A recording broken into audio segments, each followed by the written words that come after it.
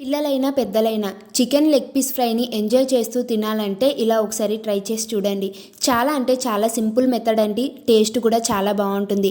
ఇప్పుడు చికెన్ పీసెస్ని బాగా కడిగి కుక్కర్లోకి తీసుకోండి. వీటిలోకి సరిపడా ఉప్పు, కారం, పసుపు, అల్లం వెల్లుల్లి పేస్ట్, ధనియాల పొడి, చికెన్ మసాలా, నిమ్మరసం, ఆయిల్, నెయ్యి, కొత్తిమీర, పుదీనా, కట్ చేసుకున్న పచ్చిమిరపకాయలు, ఫ్రైడ్ ఆనియన్స్ వేసుకొని ఈ మసాలాలన్నీ ముక్కలకి పట్టేలాగా బాగా కలుపుకోండి. ఇప్పుడు మూత పెట్టుకొని మీడియం ఫ్లేమ్లో ఒక విజిల్ వచ్చేంత వరకు కుక్ చేసుకోండి. చికెన్ ఇలా ఉడికిన తర్వాత ఫ్రై చేసుకోవడానికి ఒక ప్యాన్ పెట్టుకొని అందులో ఆయిల్ వేసుకొని ఆయిల్ అంతా హీట్ అయిన తర్వాత ఈ చికెన్ పీసెస్ గ్రేవీతో సహా అంతా వేసుకోండి. మీడియం ఫ్లేమ్లో ఒకవైపు వేగిన తర్వాత రెండో వైపు కూడా టర్న్ చేసుకొని వేయించుకోండి.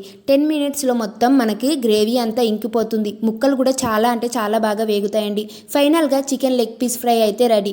టేస్ట్ అయితే చాలా బాగుంటుంది.